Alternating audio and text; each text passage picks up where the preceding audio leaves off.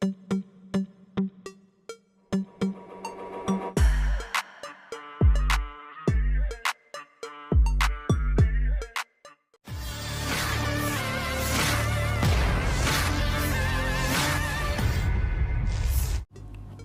serang dari Brigade ke-200 sekali lagi melumpuhkan dan menghabisi kendaraan tempur infanteri M2 Bradley Amerika.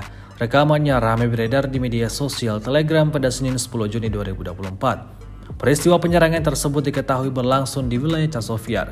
BMP Bradley yang dioperasikan oleh Angkatan Bersenjata Ukraina dicabik-cabik oleh militer Rusia. Tampak tak terhitung lemparan granat yang dilayangkan Rusia. Semuanya tepat mengenai sasaran dan langsung meledakkan kendaraan militer target. Insiden ini jelas menjadi kerugian baru bagi Angkatan Bersenjata Ukraina. Brigade penjaga terpisah dari distrik militer Leningrad kemudian melanjutkan serangannya di dekat Artyomovsk. Video ini viral dan menuai beragam komentar dari warganet.